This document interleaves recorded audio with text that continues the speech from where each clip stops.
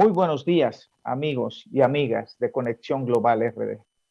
Como todos los sábados, estamos aquí con ustedes para dialogar, para conversar distintos temas, para interpretarlo. Y hoy, más que nunca, estamos hablando de tanto tema relacionado con el tema de los ilícitos y el tema de la corrupción y estos temas que es como un bombardeo, se pudiera decir así.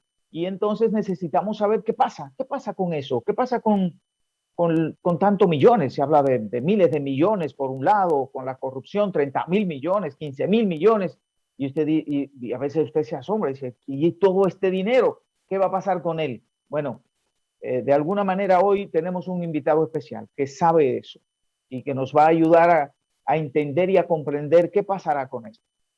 Y paso para tales fines con Manuel Escalante. Adelante, Manuel.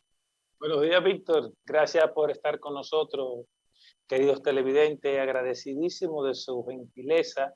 Y recordarle que nosotros también tenemos Conexión Global RD en YouTube. Este programa va a ser colgado tan pronto termine acá en la televisora. También recuerde que tenemos cuenta de redes. Específicamente, si quiere conectar con nosotros por Twitter, yo soy en Twitter, @Manuel Escalante, y don Víctor Tineo es @VíctorTineo9.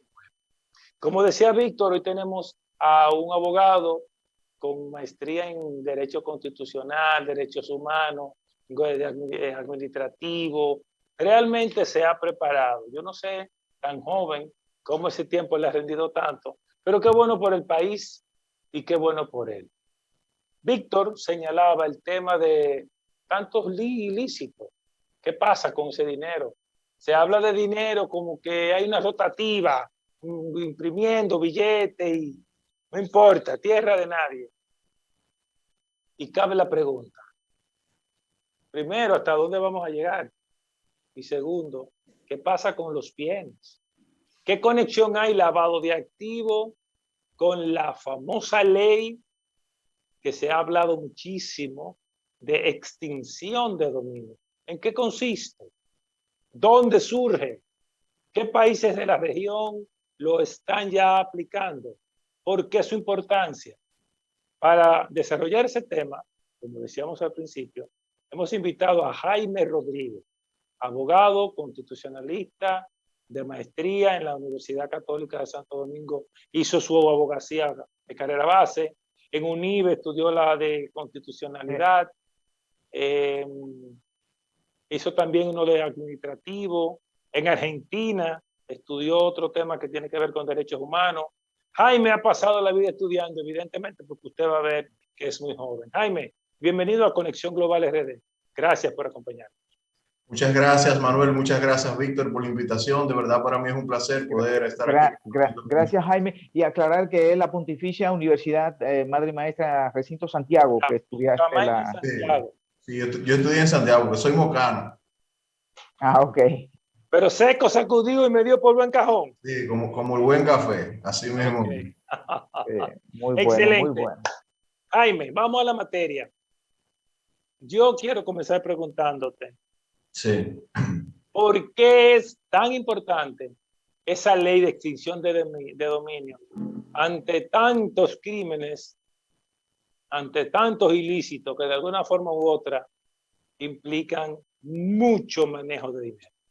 Bien, yo creo que la respuesta a esa pregunta pasa por una cuestión bastante práctica y creo que es bueno dejarlo claro desde el inicio. Lo que motiva este tipo de legislación en los países en los cuales se ha adoptado son razones esencialmente prácticas vinculadas con el combate contra la criminalidad. Es decir, al final, las leyes de extinción de dominio o de decomiso sin condena penal, luego vamos a profundizar un poco al respecto, surgen como consecuencia de la necesidad práctica de que el Estado, a través de sus agencias de persecución del crimen, cuenten con instrumentos alternativos al proceso penal a los fines de poder atacar las estructuras económicas del crimen organizado, porque se entiende que solo con las herramientas que provee el proceso penal no es suficiente, dado la complejidad precisamente con que se presenta el crimen organizado, crimen que independientemente de los distintos delitos que se puedan cometer a través de esas estructuras, tienen un elemento común, y es que precisamente requieren de un capital económico, de activos, de bienes, para mantenerse operando. Entonces, la importancia de estas legislaciones viene dada por esa razón práctica. Lamentablemente, el proceso penal, por diversas circunstancias, no permite en todos los casos de criminalidad compleja lograr una condena de los imputados que pueda a su vez justificar como pena complementaria el decomiso de sus bienes. Pongo un ejemplo bastante ilustrativo. Supongamos que una persona es sometida por narcotráfico y se vinculan determinados bienes a la actividad ilícita que desarrollaba presuntamente esa persona en el narcotráfico. Lógicamente, en el proceso penal se procura que esa persona sea condenada a una pena restrictiva de su libertad, pero de manera complementaria también a que los bienes vinculados con esa actividad ilícita sean decomisados. ¿Qué sucedería, por ejemplo? Jaime, tú acabas de señalar algo importante que llamó mi atención. Tú señalas los bienes vinculados a la actividad ilícita. O sea que si paralelo a eso hay otros bienes, no se tocan. ¿Eso es lo que estás diciendo? En principio no. Debe haber un vínculo entre la actividad ilícita o el hecho ilícito y el bien, ya sea porque el bien haya surgido de la actividad ilícita o hecho ilícito, que sea un producto, o ya sea porque el bien haya servido de instrumento para cometer la actividad ilícita. Pero siguiendo con el ejemplo, ¿qué sucedería si en el marco de ese proceso la persona fallece?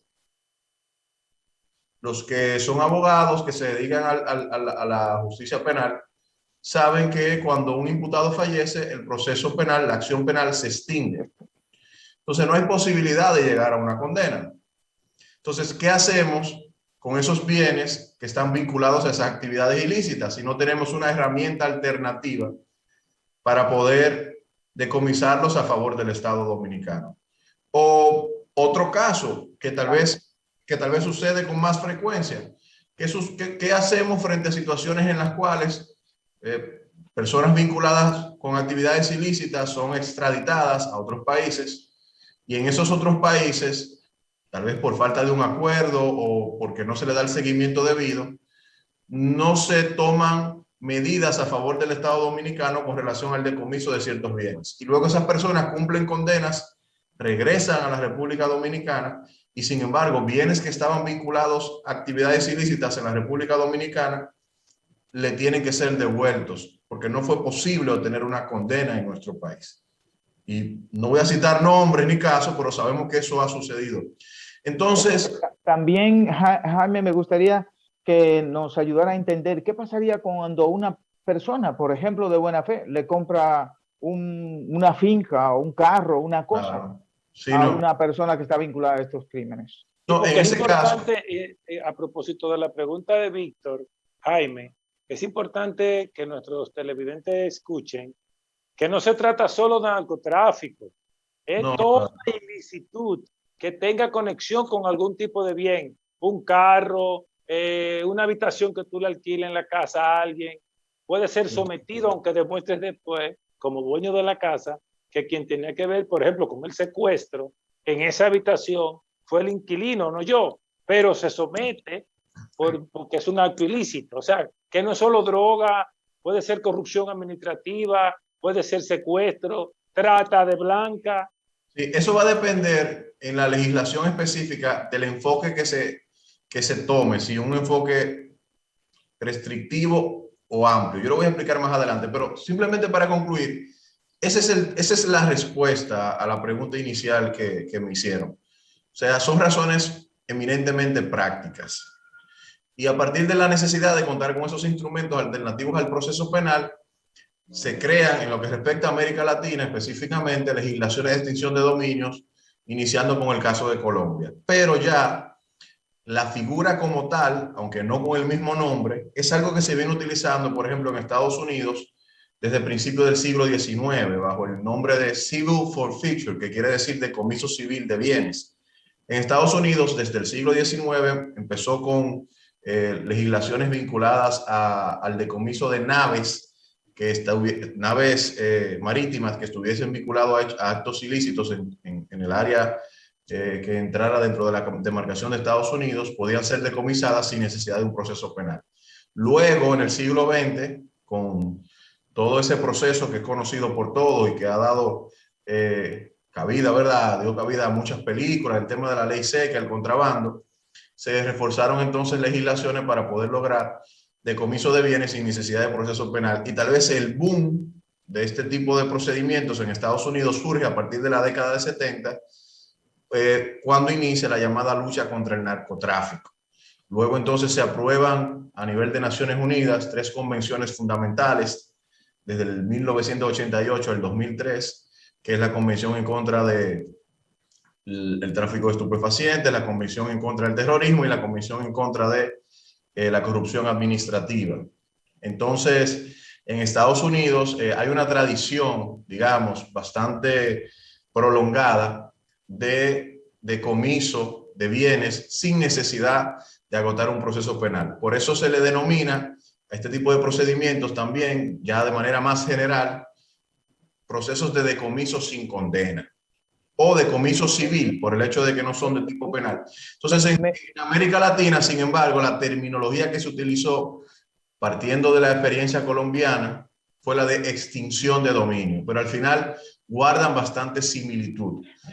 Por eso en algunas ocasiones nos vamos a encontrar, en caso estadounidense o caso de algunos países europeos, con el nombre de decomiso civil o decomiso sin condena, pero en el contexto latinoamericano la terminología que se utiliza es la de extinción de dominio. Extinción quiere expresar, digamos, en palabras sencillas, la desaparición o la pérdida, y el dominio hace referencia a la propiedad. O sea, la extinción de dominio al final es un procedimiento especial mediante el cual se declara la pérdida de los derechos patrimoniales que una persona tiene sobre determinados bienes, por esos bienes estar vinculados a hechos o actividades ilícitas, ya sea porque hayan sido producto de esos hechos o actividades o porque hayan servido como instrumento para esos hechos o actividades. Jaime, antes de que concluyamos este primer bloque, me gustaría que tú nos ayudaras a entender lo siguiente. Hay quienes opinan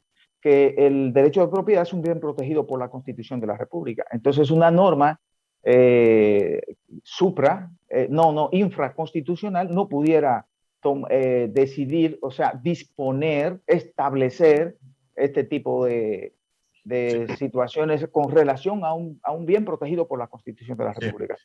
Ahí habrían 2 aspectos. O sea, lo primero es que todos los derechos están sujetos a limitaciones a través de las legislaciones, siempre y cuando esas limitaciones legales sean razonables y respeten el contenido esencial de los derechos. Las personas tienen un derecho a la libertad y, sin embargo, las leyes penales establecen penas de prisión. Es decir, que el hecho de que el derecho de propiedad esté reconocido constitucionalmente no quiere decir que toda forma de aparente propiedad sea constitucionalmente admisible. Por eso la Constitución establece que la propiedad tiene una función social que implica obligaciones, y la propiedad puede incluso limitarse a través de un procedimiento de expropiación con autorización previa o a través de un decomiso ya con un proceso penal. Pero en este caso, más que una limitación al derecho de propiedad, lo que la mayoría de los doctrinarios que han tratado el tema plantean es que nunca llega a configurarse realmente un derecho de propiedad, sino que lo que existe es una apariencia de propiedad, dado que el acto inicial mediante el cual surgió el bien o surgió la apropiación sobre el bien está viciado de nulidad por haberse fundado en una causa ilícita, que sería un hecho ilícito o una actividad ilícita. La persona, lógicamente, que roba, por ejemplo, un vehículo y tiene la posesión del vehículo, en principio uno pudiese creer que es el propietario. Sin embargo, la apropiación que se produjo respecto de ese bien fue a través de medios ilícitos y por tanto no se le puede reconocer el derecho de propiedad sobre el mismo. Es una especie de argumentación similar pero el tema del juicio penal, sin juicio penal, entonces, ¿cómo se determina y cómo lo determina? Porque hay que aclarar esto porque mucha gente tiene miedo. Sí. No tiene que tener miedo, diríamos, porque esto no se pudiera politizar, porque pudiéramos decir que sin juicio penal, pero que hay un mecanismo, diríamos. No, claro. Legal, claro. Pero ese lo vamos a responder ahora. Bien. Porque es un punto demasiado importante para cerrar que en tan poco tiempo y ya se agotó el primer bloque. En el segundo bloque, que viene inmediatamente después de nuestra primera pausa comercial, Jaime Rodríguez va a responder tan importante observación de Víctor Tineo sobre el juicio penal. ¿En qué consistiría cuando hay una expropiación?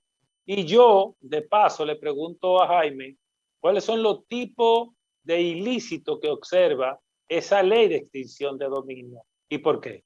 Quédese con Conexión Global RD. Volvemos en breve con el doctor Jaime Rodríguez, constitucionalista, entre tantas especialidades que ha podido estudiar. Volvemos en breve.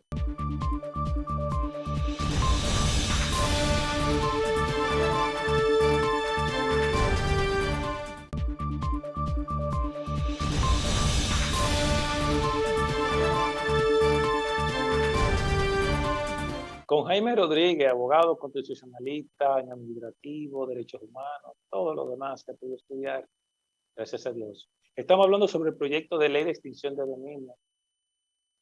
Y Víctor ha estado preguntando sobre el tema del juicio penal y la expropiación. Y yo he estado preguntándole a Jaime, ¿qué tipo de ilícito observa este proyecto? Jaime. Sí, mira.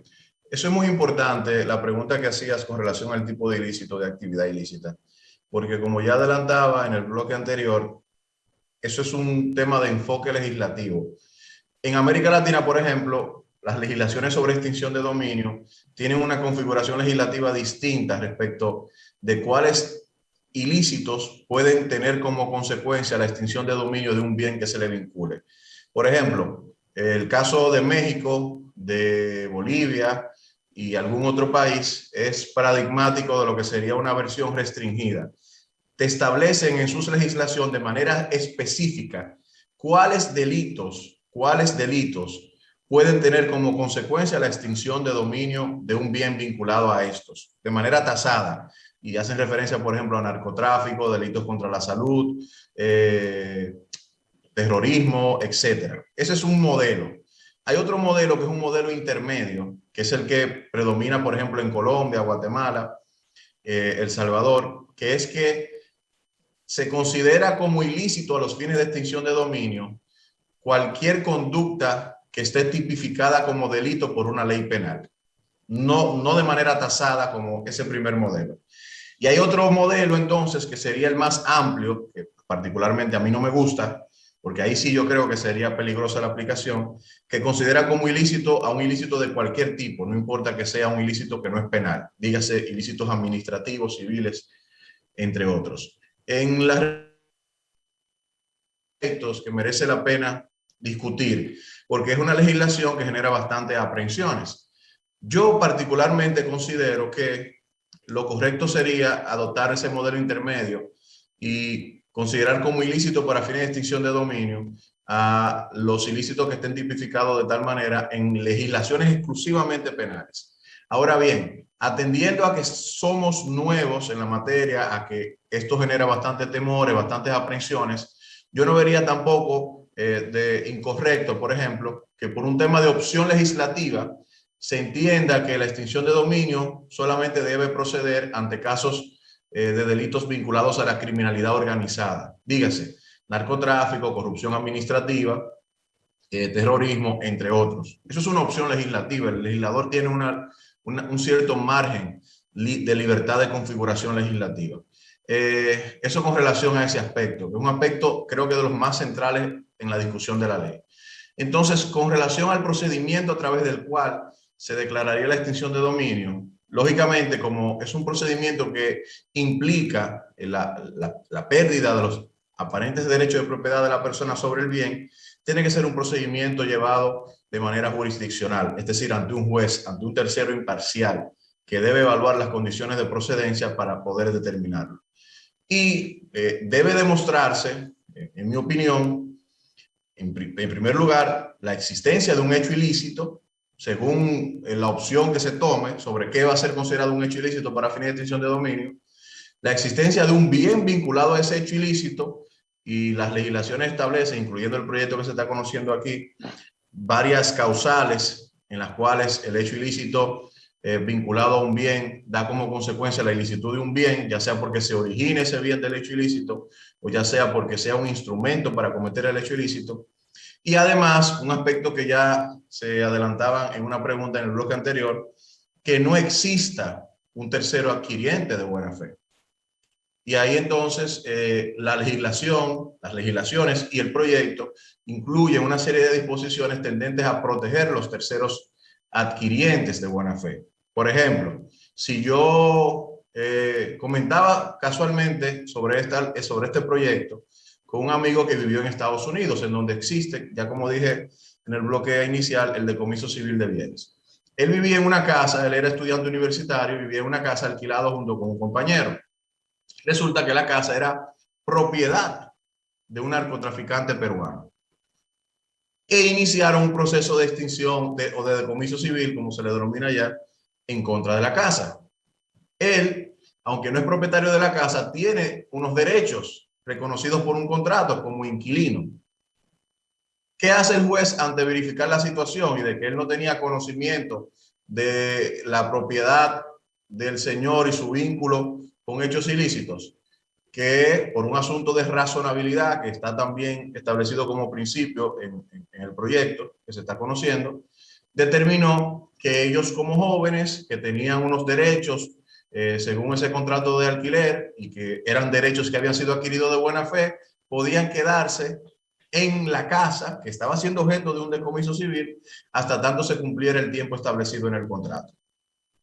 Ahora, distinto hubiese sido, por ejemplo, si se hubiese podido demostrar que ese contrato de arrendamiento era una simple simulación, digamos, entre una persona que estaba vinculada al propietario de la casa y que tenía conocimiento de que se estaban cometiendo hechos ilícitos ahí. Entonces, al final, el tercero adquiriente de buena fe siempre va a tener la oportunidad de demostrar que sus derechos fueron adquiridos sin que tuviese conocimiento pleno de que respecto del bien había algún tipo de ilicitud. Eso, y somos conscientes de eso, genera, por decirlo así, en todo caso, como llaman los economistas, un incremento de los costos transaccionales, es decir, a los fines de adquirir bienes o de disponer de derechos vinculados a bienes, como puede ser un arrendatario con un arrendante, pues las personas deberían entonces tomar más cuidado y hacer debidas diligencias de investigación para saber si el bien puede estar o no vinculado a una actividad ilícita, por lo menos dentro de lo que razonablemente se espera de la persona. Y es cierto que eso puede elevar los costos transaccionales, es decir, dificultar el cierre de negocios, pero es algo que ya está pasando con la legislación de lavado de activos y es algo que pasa con otro tipo de legislaciones. En fin, yo considero que desde ese punto de vista no debería existir en principio el temor, porque también otro aspecto es que la extinción de dominio, la acción está atribuida exclusivamente al Ministerio Público en el proyecto y el Ministerio Público tiene que, en su etapa de investigación patrimonial, precisamente descartar que en el caso haya terceros adquirientes de buena fe. Y si lo determina, pues ahí mismo muere el proceso de extinción de dominio. Lógicamente, vivimos en un país en donde existen debilidades institucionales como cualquier otro país de América Latina. Y se ven en ocasiones cuando vemos algunos procesos penales. La autoridad no está exenta de, en algún momento determinado, actuar de manera arbitraria. Pero esas son cuestiones, digamos, vinculadas a la práctica institucional que tiene su mecanismo de solución a través de los dispositivos de control que se supone que tienen esas instituciones. Entonces, uno cabría preguntarse si por el hecho de que tenemos temor a que la autoridad eventualmente actúe de manera arbitraria, no sería posible adoptar una legislación de este tipo, porque si adoptamos un enfoque de ese tipo, muchas otras legislaciones que tenemos, que pueden ser utilizadas arbitrariamente por la autoridad, estamos claros en eso, no deberían existir. Imagínense el poder que le otorga el Código Tributario, por ejemplo, a la Dirección General de Impuestos Internos, que muchas personas se quejan de ello. Y por eso nadie osaría en decir que la Dirección General de Impuestos Internos no debería tener ciertas potestades. Jaime, en ese... Es una discusión válida, es una discusión interesante, pero al final, al menos desde el punto de vista normativo, están dadas las condiciones para que la persona que no tenga nada que ver con un hecho ilícito pueda demostrar su buena fe en cuanto a sus derechos. En ese sentido, la sociedad dominicana, en sentido general, yo diría, no tengo el dato más preciso posible, pero en sentido general, hay una sensación de que aquí tú robas impunemente. Hasta ahora que no pasa nada. Hay como un sentimiento generalizado en ese sentido. Y lo que se está buscando... Víctor, que incluso se promueve no robar poco, porque se entiende que hasta en mucho, programa, yo lo he escuchado hasta en programas de radio de audiencia nacional. Si usted va a coger, no coja poco, coja mucho. Entonces, cosa increíble, porque desde el punto de vista legal, el usted decir eso, de alguna manera debe comprometer su responsabilidad en un medio público, pero bien, aquí eso pasa y no pasa nada. Pero yo espero que de aquí en adelante, que se apruebe esta ley, que se aprobara. Pero hay un punto aquí, Jaime, que quiero y que me traigo a colación a partir de lo que tú dices, que hay que medir.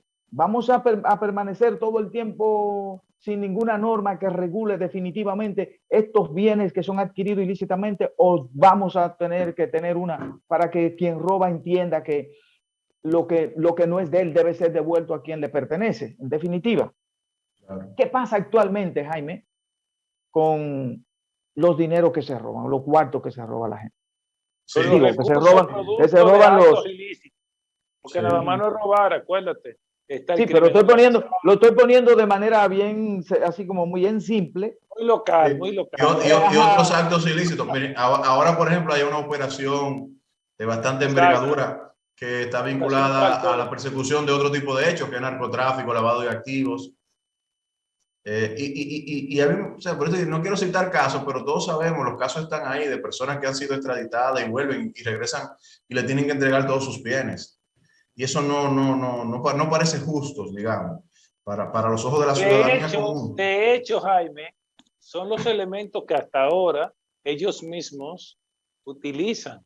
Se van a Estados Unidos extraditados, hablan todo lo que Estados Unidos quiere oír, específicamente, responsablemente yo lo digo, y en 12, 10 años vienen a su país a recoger su cosecha de actos ilícitos. Entonces, así no puede ser. Entonces, para contestar la pregunta de Víctor. Pongámoslo en los dos lados. En el lado de los ilícitos que tienen que ver con las drogas, pero también en el lado de los ilícitos que tienen que ver con la corrupción. Claro. Sería entonces, Jaime, de alguna manera un estímulo, pero primero ayúdame a entender la parte de qué pasa con esto actualmente. Sí, mira, actualmente yo entiendo que existe la necesidad. Antes de eso, déjenme decir algo. Este proyecto de ley también, la extinción de dominio, no es que va a solucionar el problema, o sea, estemos claros de eso. No, pero es un lo va a disminuir o va a ser una herramienta adicional para que el Estado lo pueda atacar. Porque en muchas discusiones que he estado, una de las cosas que surgen es, por ejemplo, de quienes se oponen al proyecto, no, pero que esto se ha implementado en otros países y no ha solucionado el problema. Sí, es cierto, en Colombia se implementó y en Colombia sigue habiendo narcotráfico y criminalidad organizada y corrupción. La pregunta es, si no se hubiese implementado, ¿cómo estuvieran? Entonces, no es que la extinción de dominio va a resolver. Lo peor que nos puede pasar es no tener ninguna. Pero bajo la situación actual, ahí contestando la pregunta de Víctor, lo que hay es, digamos, una limitante por parte del Estado para poder atacar las estructuras económicas de la criminalidad organizada, porque está condicionado esa persecución al ejercicio de una acción penal. Y la acción penal como sabrán ya los abogados que ejercen en la materia, está sujeta a una serie de rigurosidades desde el punto de vista procesal que en muchas ocasiones hacen posible que no haya una condena, no por razones de que hay una mala instrumentación del caso o que hay una mala instrumentación del expediente, sino simplemente por contingencias que se pueden presentar, como la que ya yo he comentado. Entonces, ante esta situación, es necesario que tengamos una herramienta alternativa, que para el caso también de la corrupción administrativa sería súper importante, ya que en el Código Penal, el proyecto de Código Penal que se está discutiendo, se están tipificando delitos de enriquecimiento ilícito. Y el enriquecimiento ilícito vinculado con el proyecto de ley de extinción de dominio sería un buen one-two, digámoslo de esa manera, para poder perseguir bienes ilícitos vinculados sobre todo a la corrupción administrativa. Aparte de eso, nosotros tenemos una herramienta, aquí vamos a salir un poquito del tema, pero lo voy a comentar ya que estamos hablando sobre corrupción administrativa, que nunca se ha utilizado, por lo menos yo nunca he visto que se ha utilizado, y es una herramienta que tiene la ley de la Cámara de Cuentas. Aquí pocos saben que la Cámara de Cuentas tiene la posibilidad, en sede administrativa, no ante un tribunal, de que como consecuencia de una auditoría, cuando determina que hay un perjuicio económico en contra del Estado, en contra del patrimonio público, como consecuencia de la acción u omisión de un funcionario, puede, en sede administrativa, escúcheme eso, determinar una responsabilidad económica a cargo del funcionario correspondiente a los fines de que éste restituya o repare el perjuicio económico ocasionado. Y posteriormente, lógicamente, esa persona pudiese impugnar esa decisión de la Cámara de Cuentas ante un tribunal. Pero es una facultad que está en los artículos 46 y nunca se ha aplicado. Esperemos que la Cámara de Cuentas lo aplique. Yo nunca se lo había escuchado a nadie, o sea que los mismos líderes de la Cámara de Cuentas posiblemente no han leído ese artículo. Víctor. Hay un punto para ir a la pausa, Manuel. Me gustaría dejar en la mesa esta pregunta. Jaime, tiene mucho tiempo la ley de extinción de dominio, tiene mucho tiempo el Código Penal. Sí. Ayúdanos a entender qué va a pasar de aquí en adelante con estas leyes después de la pausa. Volvemos en breve.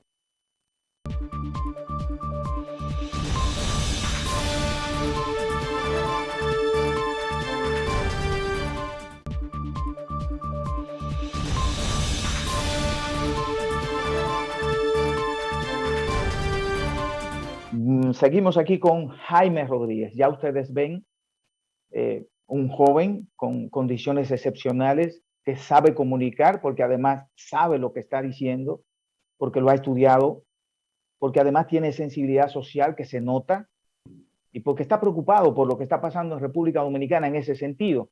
Es un país que está caminando hacia el desarrollo, que va muy bien hacia el desarrollo, pero que tiene varios obstáculos, muchos obstáculos, pero probablemente el obstáculo más grande que tenga en ese camino hacia el desarrollo y que tenga que tumbar esa gran barrera es la barrera que tiene que ver con la corrupción y con los ilícitos en la República Dominicana. Hay que romper esa barrera. Y yo le pregunto a Jaime si no es parte de alguna manera, no quiero preguntarlo de esa manera. Jaime, ¿qué pasa? ¿Qué va a pasar de aquí en adelante con la ley del Código Penal y el proyecto de extinción de dominio que tanto tiempo tiene ahí dando vuelta y da vuelta y da vuelta y nunca termina? Es un círculo vicioso. Miren, en cuanto al proyecto del Código Penal, actualmente, seguro han visto las informaciones, se está procediendo a su estudio a través de una comisión bicameral que integra tanto a diputados y diputadas como senadores y senadoras. El proyecto entiendo que va a un ritmo bastante, digamos, acelerado en cuanto a su conocimiento. Siempre van a haber aspectos controversiales, particularmente yo tengo una serie de opiniones que posiblemente no serán respaldadas por la mayoría de los legisladores que están conociendo de la pieza, y así tendrán otros ciudadanos, aunque creo, por lo que he podido percibir, que en esta ocasión habrá una aprobación del Código Penal antes de que pase la legislatura que está en curso, o por lo menos esta legislatura y la que iniciaría en enero del año próximo. Lo que he podido percibir es que existe esa intención. Van a haber, vuelvo y repito, disensos con relación a algunos aspectos controversiales que están en el código, que yo entiendo que deberían revisarse, como por ejemplo la responsabilidad penal de los partidos políticos, el tema de la interrupción del embarazo, el tema de los agravantes a ciertos tipos penales vinculados con discriminación por razones de odio, ya sea por identidad de género u orientación sexual. Esos son los temas controversiales. Esos temas yo no creo que se vayan a solucionar de manera consensuada, se va a aplicar una mayoría y entiendo que es mi percepción, vuelvo y repito, que se va a tener una aprobación del Código Penal en los próximos meses. Ya quedará del presidente de la República determinar si lo promulga o no, o si realiza algún tipo de observación, como sucedió ya con el presidente anterior, Danilo Medina, cuando una versión anterior del proyecto fue aprobada, me parece que en el año 2014 o 2016, ahora no recuerdo bien, y posteriormente fue declarada inconstitucional por el Tribunal Constitucional. En cuanto al proyecto de ley de extinción de dominio, ya hay la situación un poco distinta, porque es un proyecto que tiene otros aspectos controversiales que en mi opinión tienen una diferencia más marcada en cuanto a los ciudadanos, los especialistas y los propios legisladores. El tema de la retrospectividad, el tema de la prescripción, el tema de que lo que estamos discutiendo anteriormente, de que si se aplica a todas actividades ilícitas, un número limitado de actividades ilícitas. En fin, en el caso del proyecto de ley de extinción de dominio, creo que la discusión va a ser un poquito más difícil, pero también existe una intención bastante marcada de que se pueda aprobar esa iniciativa legislativa. En ocasiones anteriores, el proyecto de ley de extinción de dominio, con otro contenido, pero manteniendo la esencia, ha sido aprobado en el Senado y lamentablemente siempre ha fallecido, muerto, perimido en la Cámara de Diputados. Es por esa razón que en esta ocasión, también como se hizo con el Código Penal, se conformó una comisión bicameral para el estudio de la iniciativa. Es decir, la comisión que está estudiando la iniciativa del proyecto de ley de extinción de dominio está conformada tanto por senadores como por diputados. Habría que ver qué tantas diferencias existen con relación al tema. Otro punto que puede generar algún tipo de inconveniente para la aprobación es que algunos sostienen que el proyecto de ley de extinción de dominio o la normativa tendría una naturaleza de ley orgánica. En tanto reglamenta un procedimiento jurisdiccional, en tanto genera una reglamentación, entienden algunos, del derecho de propiedad o limitación. Y entonces sucede que las leyes orgánicas, según el artículo 112 de la Constitución, requieren una mayoría agravada para su aprobación. No basta la mitad más uno de los presentes en ambas cámaras, sino que se requieren las 2/3 partes.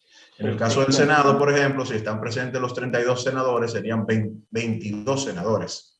Con lo cual, pues, cualquier partido político o grupo de legisladores que esté en oposición a la iniciativa tendrían mayor posibilidad de obstaculizar su aprobación. Eso implica necesariamente que para que pueda salir esa iniciativa se requiera un mayor nivel de consenso. Y pero en el caso tuyo, el nivel de consenso se obtiene cediendo en algunos aspectos. Es otra preocupación que tengo. ¿Hasta qué punto para generar el nivel de consenso se podría ceder a un nivel tal de que termine la extinción de dominio en algo que no es extinción de dominio, que quede totalmente desnaturalizada? Yo particularmente con relación a ese tema, no tengo las expectativas tan altas de que se vaya a aprobar, como sí la tengo con relación al Código Penal, en esta legislatura al menos, pero considero que buena parte de los legisladores, de la ciudadanía y también países con los cuales la República Dominicana mantiene relaciones en América Latina, países que forman parte del GAFILAT, del Grupo de Acción Financiera de Latinoamérica, que están ya con legislaciones de este tipo, pues están impulsando que aquí se pueda adoptar una iniciativa legislativa de esa naturaleza y por tanto entiendo, sin embargo, que esta ha sido la oportunidad, aunque anteriormente se ha discutido en el Congreso, esta es la primera vez que la iniciativa se está discutiendo fuera de las cámaras legislativas. Y el ejemplo más claro de eso es que estamos aquí discutiendo, la verdad, y anteriormente... Mira, hay una ventaja, Jaime, contigo, y es que tú eres constitucionalista. Sí. No sé si puedas responderme con toda libertad desde el punto de vista del constitucionalista, el administrativo. ¿Eso se convierte en una ley orgánica de aprobarse ese proyecto o es pataleo? Perdón, esa palabra la dije yo, no tú. No, mira, yo admito que quienes argumentan que tiene una naturaleza orgánica pudiesen tener buenas razones para argumentar. O sea, no lo veo como, aunque pudiese haber una intención en el sentido que usted comenta, no lo veo como algo, digamos, forzado o sacado para obstaculizar. Hay argumentos que pudiesen dar al traste con considerar que es una ley orgánica. Yo particularmente tengo otra opinión. Yo considero que no es una ley orgánica.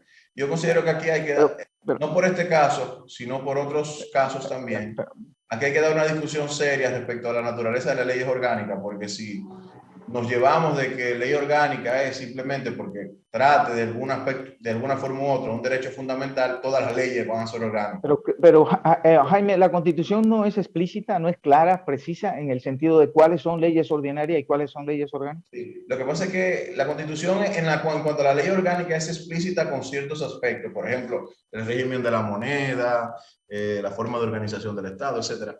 Pero hay una parte que habla o que reglamenten derechos fundamentales. Entonces, ¿qué entendemos por reglamentar? Cualquier tipo de disposición que pueda incidir en un derecho. O entendemos por reglamentar lo que, por ejemplo, en opinión de constitucionalista como Nacés Perdomo, sería una ley general de reglamentación de un derecho. Por ejemplo, una ley que reglamente el derecho a la libertad de reunión, una ley que reglamente la participación política. O sea, esos son leyes orgánicas, pero cualquier ley que de alguna forma u otra limite un derecho, la vamos a considerar como orgánica.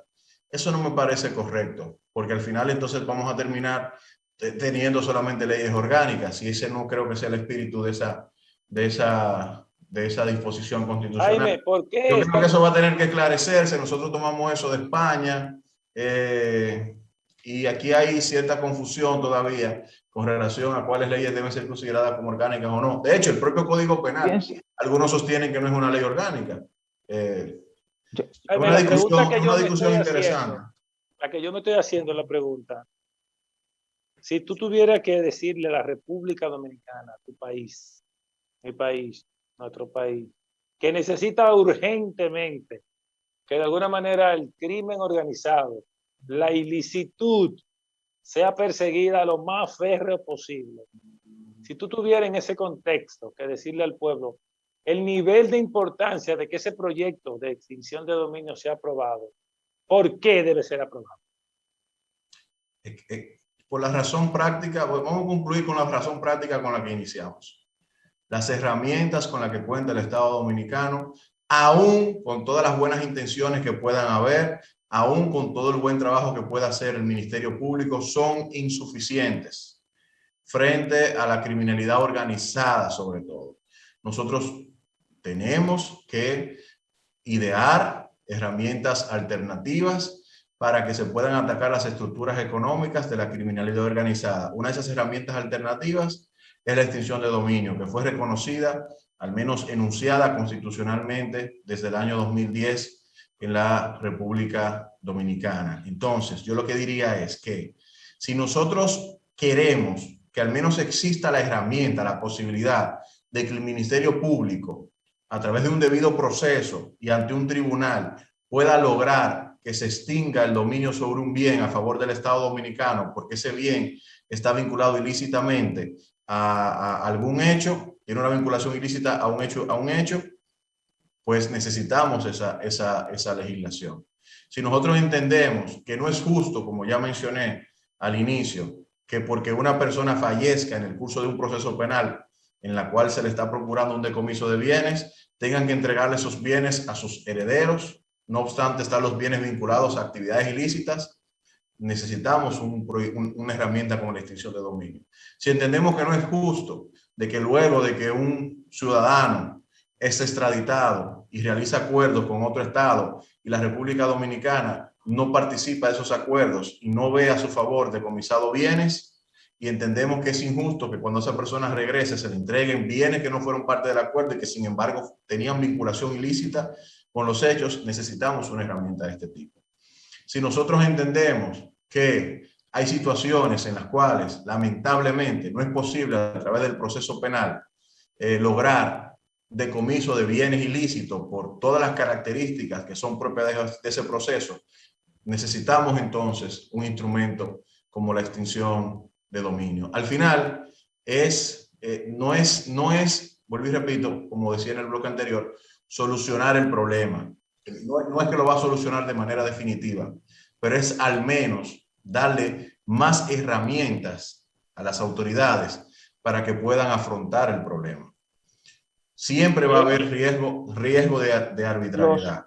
Frente a esta situación, lo que tenemos que tener es un buen sistema de controles disciplinarios internos y también un buen sistema de control de la propia justicia, porque en el procedimiento de extinción de dominio, tal cual está configurado en la ley, son los jueces que intervienen esencialmente autorizando medidas cautelares, autorizando actuaciones de investigación y eventualmente declarando la extinción de dominio. No es el Ministerio Público, ni es un funcionario en particular vinculado al Poder Ejecutivo. En fin, creo que las aprensiones que puedan existir respecto a este proyecto son válidas. Hay aspectos que son de interesante discusión en los cuales se puede adoptar una configuración legislativa que se adecue a lo que es este momento en la República Dominicana, pero hay otros aspectos en los que yo creo que no puede haber cesión, bajo riesgo de que el proyecto termine sin tener sentido. ¿Tú piensas, Jaime, que definitivamente la República Dominicana se encuentra encaminada definitivamente, vuelvo y repito, hacia enfrentar la corrupción de manera frontal? ¿Cree que la República Dominicana ya está preparada, yo diría que hasta psicológicamente, para enfrentar esto? Porque esto no es una tarea fácil, es una tarea que tiene que incluir todas las energías de la República para enfrentar esto. ¿Tú crees que estamos preparados para enfrentar esto hasta las últimas consecuencias? ¿O puede haber por ahí algo que se interponga y esto se frene? Sí, yo me voy a quitar ahora, ¿verdad?, el ropaje de abogado. Me voy a poner ahora el de opinador político. La Marcha Verde, que para muchos ya pues no tiene ninguna incidencia, una de sus grandes hazañas fue, en mi opinión, haber creado una nueva subjetividad. Independientemente de que después se disgregaran quienes participaron de la Marcha Verde. ¿En qué sentido la Marcha Verde contribuyó a crear una nueva subjetividad? Aquí la corrupción administrativa, por ejemplo, como problema, en todas las encuestas salía en el quinto, en el sexto, en el séptimo lugar. Y después de la Marcha Verde, de ese proceso de movilización ciudadana, empezó a aparecer en los primeros lugares como problema de la ciudadanía. La ciudadanía hoy, en términos generales, visualiza el problema de la corrupción de manera distinta. Yo no estoy diciendo que nos hemos transformado en 2 años, en 3 años, pero ya existe a cargo de la ciudadanía una mayor conciencia y una mayor capacidad de presión, de actuación, de seguimiento, de fiscalización. Y nosotros lo vemos a diario con todo lo que sucede en los últimos meses. Entonces yo creo que dada esa situación, nosotros estamos sí encaminados ya a que al menos sigamos avanzando en lo que refiere al fortalecimiento institucional en la persecución de la corrupción administrativa, pero también de cualquier otro delito en general o vinculado de manera específica a la criminalidad organizada. Creo que la ciudadanía está mucho más vigilante y creo que la ciudadanía estará satisfecha de poder contar con herramientas de este tipo para que se pueda seguir avanzando en estos temas. Bien, bueno, nosotros de esa manera hemos llegado al final, Manuel. Aprobamos el proyecto de extinción de dominio y llamamos al pueblo dominicano a apoyar ese proyecto. Si a alguien le conviene el proyecto de extinción de dominio, es al pueblo dominicano, que es el que tiene siglos siendo saqueado. Nos vemos el próximo sábado en otro Conexión Global RD, como usted está acostumbrado a participar con nosotros. Gracias.